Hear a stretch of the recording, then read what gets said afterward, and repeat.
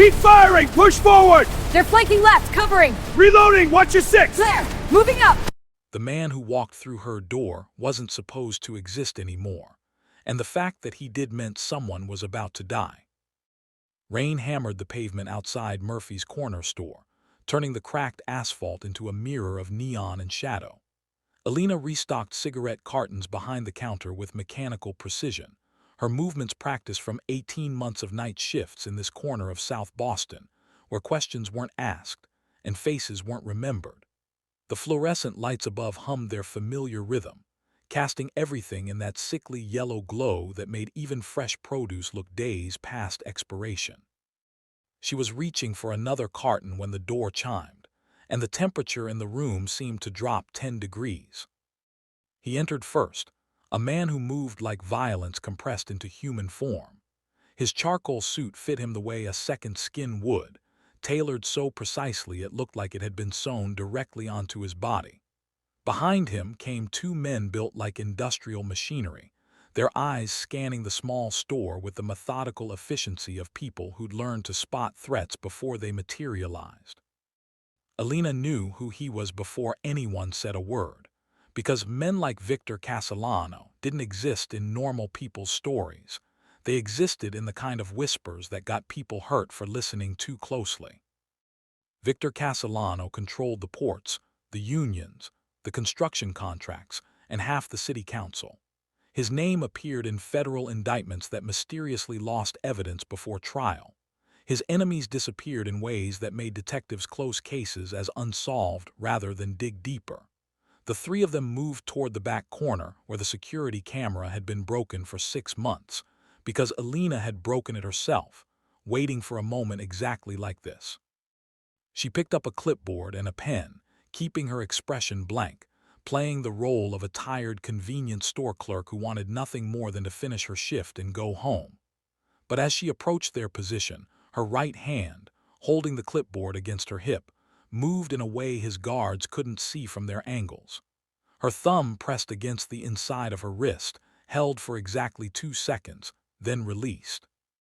It was a signal older than anyone in this room, a gesture that hadn't been used in this city for nearly 25 years. Victor had been scanning the shelves with apparent disinterest, his face betraying nothing beyond mild boredom at having to wait in such a place.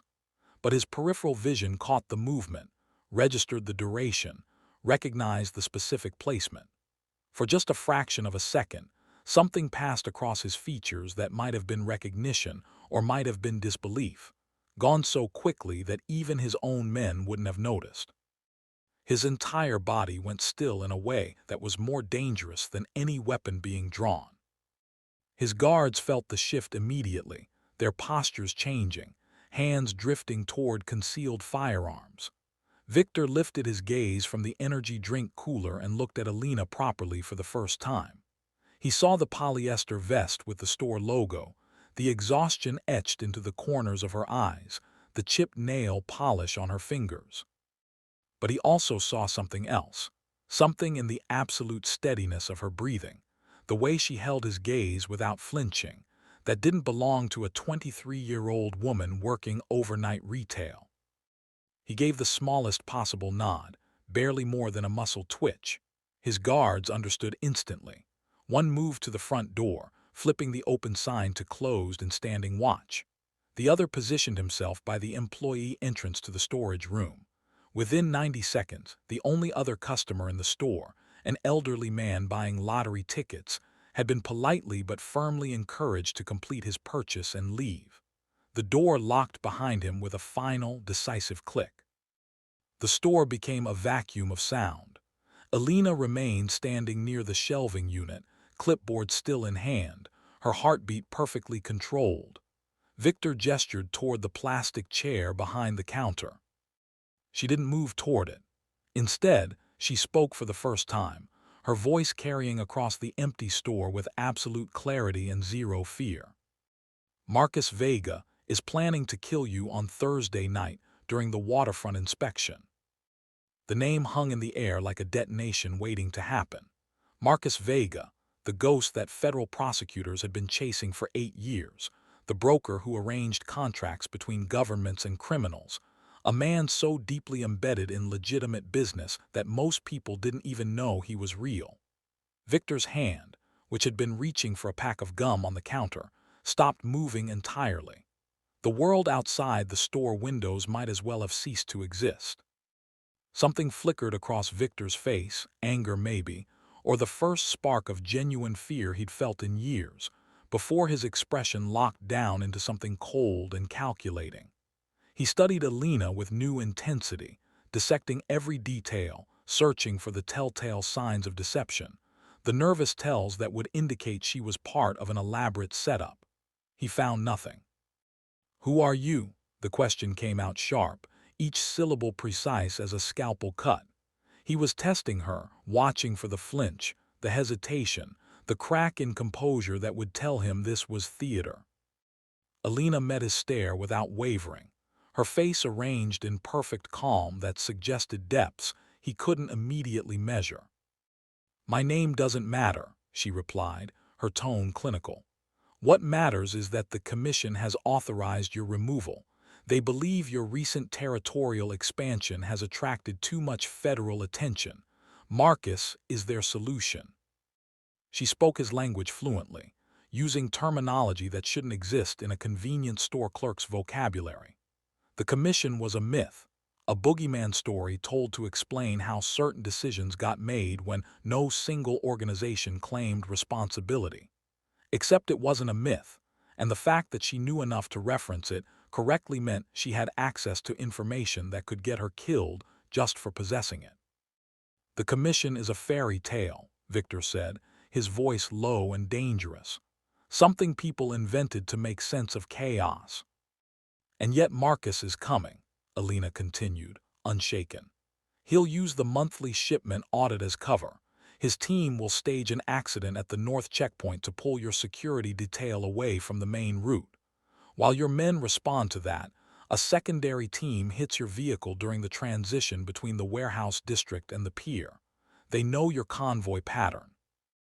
They know your lead car has reinforced plating everywhere, except a 6-inch gap just below the driver's side rear door where the armor panels meet."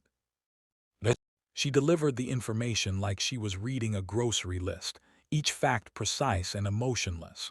It was the last detail, the specific vulnerability in his personal security that only 3 people alive should know about, that shattered his skepticism.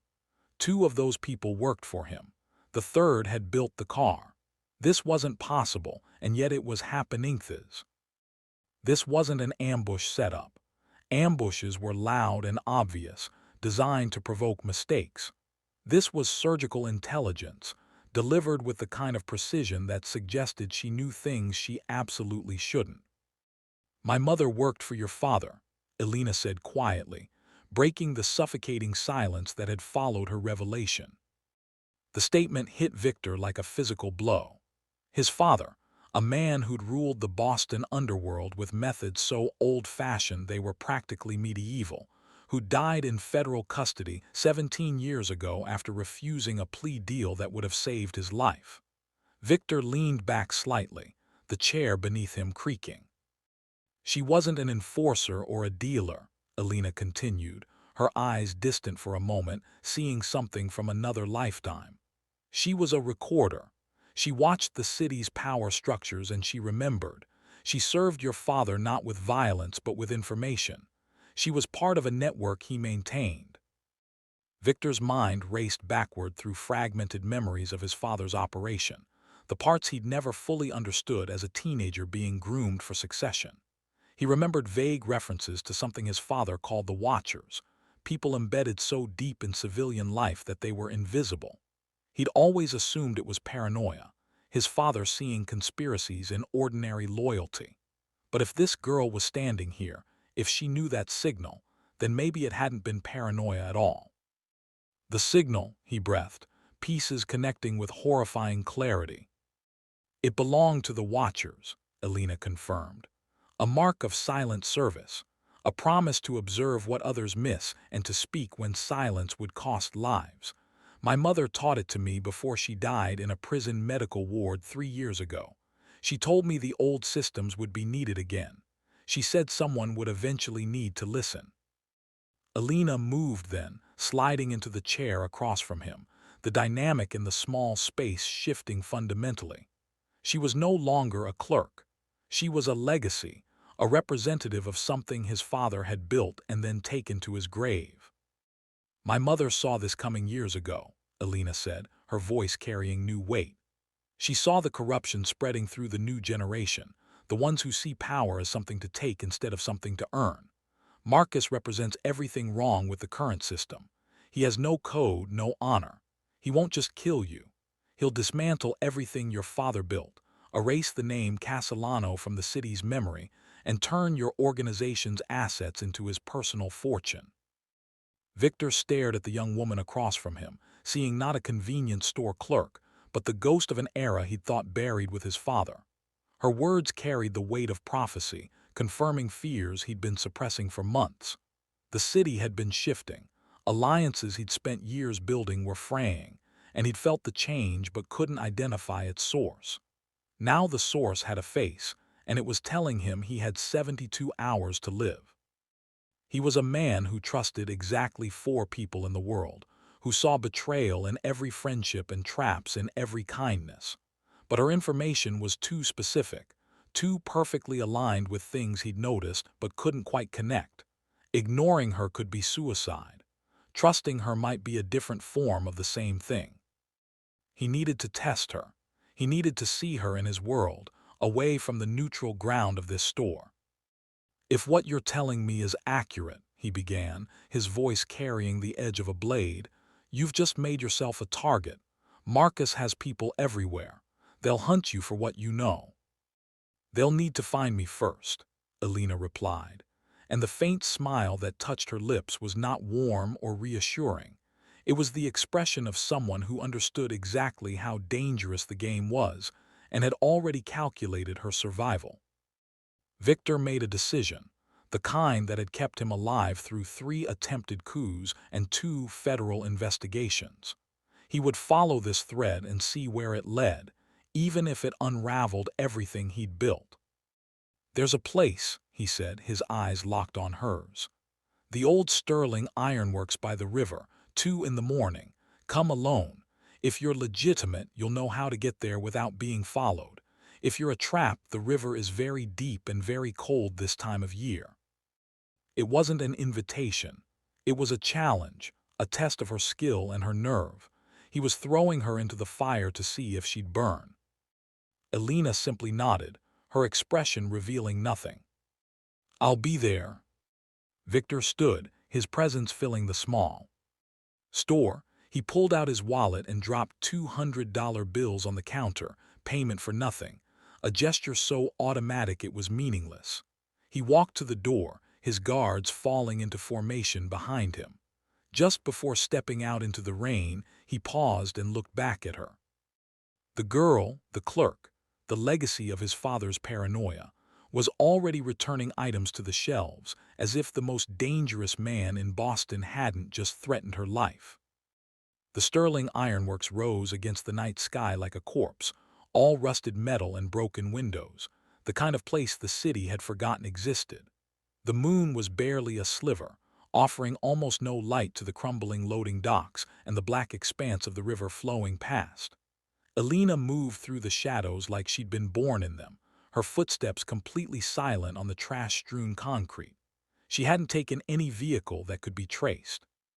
She'd used the city's forgotten infrastructure, maintenance tunnels and abandoned rail lines, a map her mother had drawn for her on graph paper years ago. When she arrived at the perimeter, she saw them. Victor's security team, positioned with military precision, their silhouettes barely visible against the darker shapes of industrial debris. They were professionals, trained to spot approaching threats, vehicles, armed teams, conventional infiltration methods. They weren't watching for a ghost.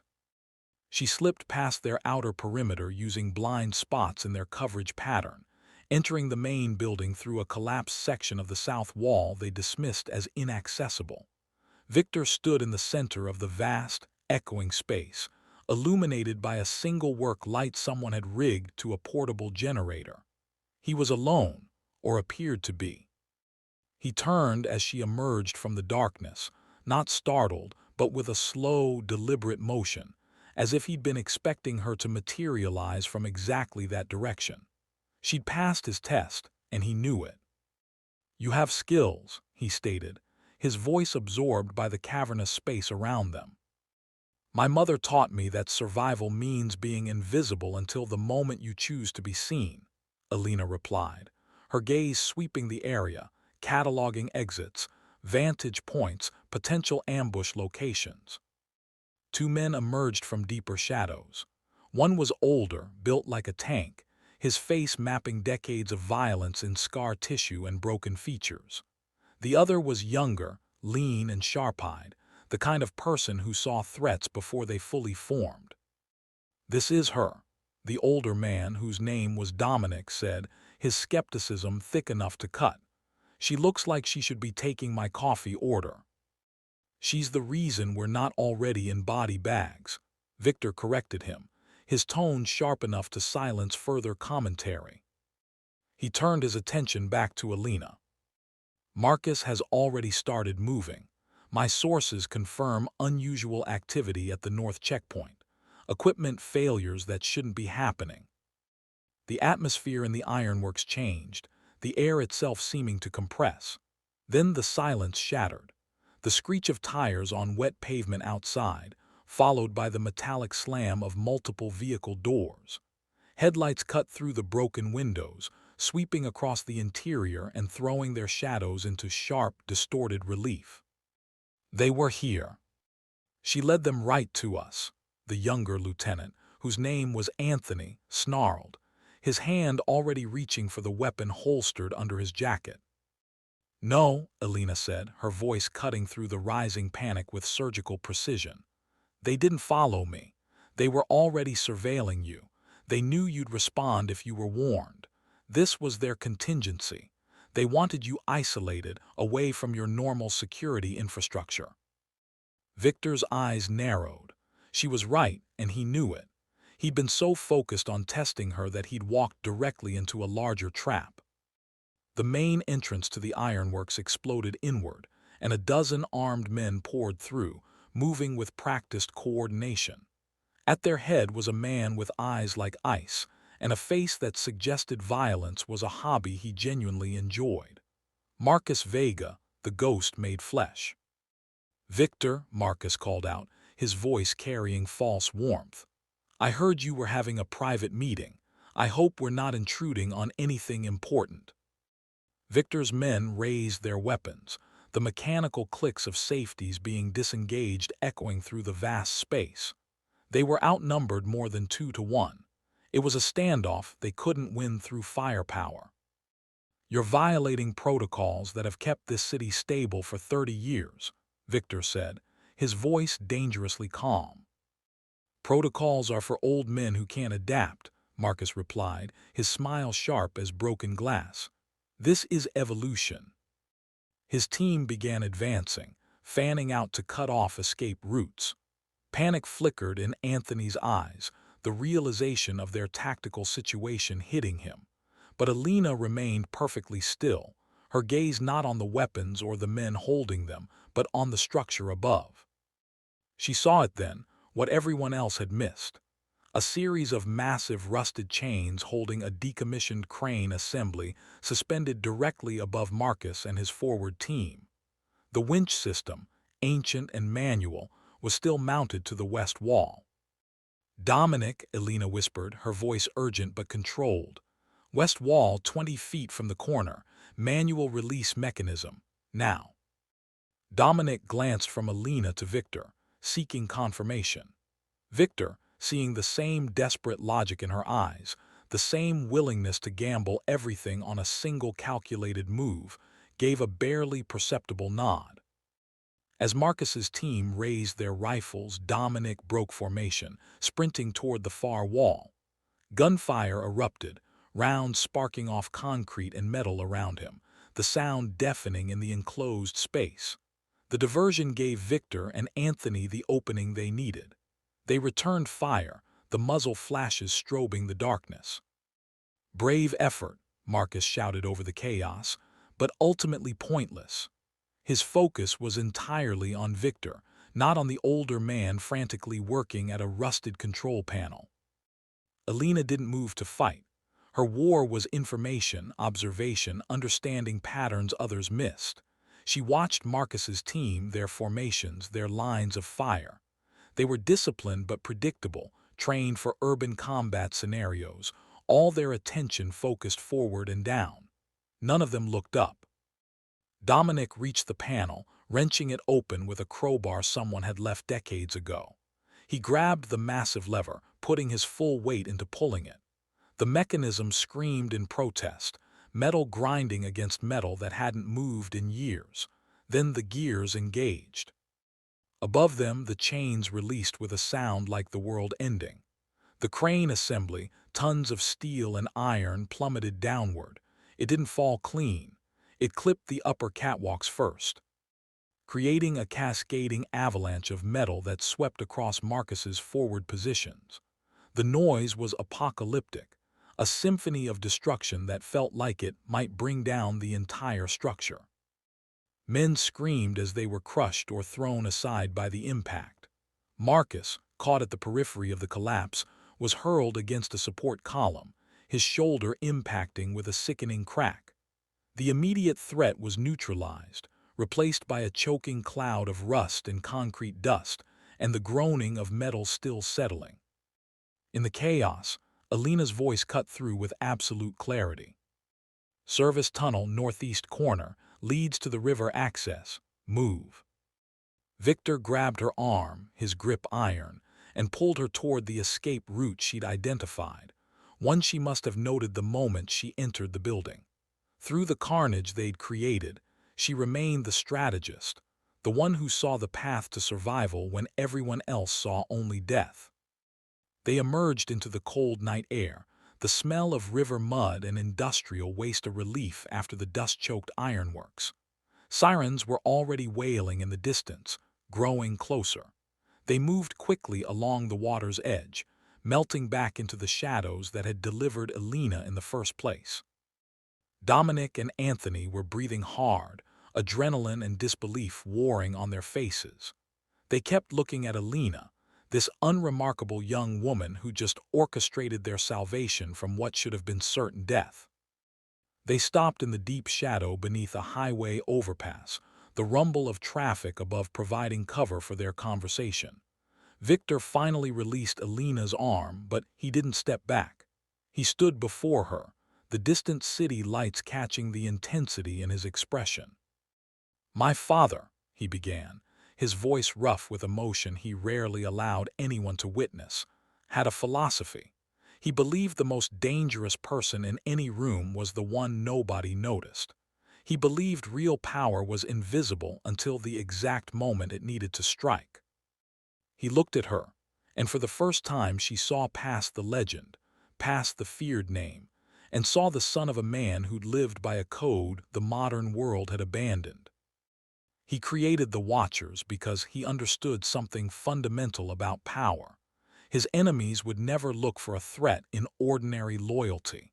They'd never expect a weapon to be hidden in quiet observation. He reached out, his fingers gently touching the side of her face, a gesture so unexpectedly tender it made her breath catch. "That signal you used, it wasn't just his. It was mine. He taught it to me when I was 14, a promise between us that I would always listen for truth, no matter how quietly it was spoken, no matter where it came from." In that moment, the distance between their worlds, the convenience store clerk and the crime lord, collapsed entirely. What remained was a shared legacy, a connection forged in wisdom and blood from a previous generation. The danger hadn't passed, but something new had been created in its place, a fragile, dangerous trust. The following evening they gathered in a private room at the back of a legitimate restaurant Victor owned, the kind of place that appeared in lifestyle magazines and hosted city council fundraisers. Below them, the city continued its oblivious rhythm. Above them, a war was being planned. Marcus was wounded but not finished. He was in hiding, regrouping what remained of his forces, almost certainly planning his counterstrike. Victor's organization was shaken, his authority questioned. Fear was spreading through the ranks like infection. Dominic and Anthony stood by the windows, their expressions grim. Victor sat at the head of a long table, a detailed map of the city's criminal infrastructure spread before him, territories and alliances marked in different colors. But he wasn't studying the map. He was watching Alina. She was no longer wearing her store uniform. She wore dark jeans and a simple sweater, looking like a graduate student, not a strategist plotting the destruction of a criminal empire. But she belonged here, and everyone in the room felt it. "He'll expect direct retaliation," she said, her voice calm and analytical as she approached the table. "He thinks you operate on pride and anger. He'll expect you to come at him hard and obvious." She placed her finger on a specific location on the map, a district controlled by a neutral organization, an old Irish family that had stayed carefully uninvolved in recent conflicts. "He won't expect you to move like water instead of fire." Anthony frowned. The Brennan family, they'd never side with us against Marcus. Their whole power base is built on staying neutral. "They value stability more than neutrality," Alina corrected gently. "Marcus has been disrupting their operations for months. Small things, supply chain interference, permit delays, accidents that shouldn't happen. They tolerate it because they fear him more than they dislike the interference. You offer them a solution. You eliminate their problem and guarantee their operations continue smoothly. In exchange, they provide one thing: information." "Information," Anthony said, confused. "We need soldiers, firepower, not intelligence." "Marcus's real power isn't his gunmen," Alina explained, her gaze sweeping over them, commanding their complete attention. "His power is blackmail. He controls secrets, holds the evidence of crimes and shame belonging to half the powerful people in the city. That's his real army. The Brennans, with their extensive legitimate business network, can find out where he keeps that leverage. Once you have it, you don't just defeat Marcus. You dismantle his entire power structure from the inside. You turn his own weapons against everyone who supports him." There was stunned silence. The plan was audacious, subtle, and utterly ruthless. It was a chess move, not a street fight. It was the methodology of the Watchers. Victor looked from Alina's confident expression to the faces of his most trusted men. He saw their doubt fighting with growing respect.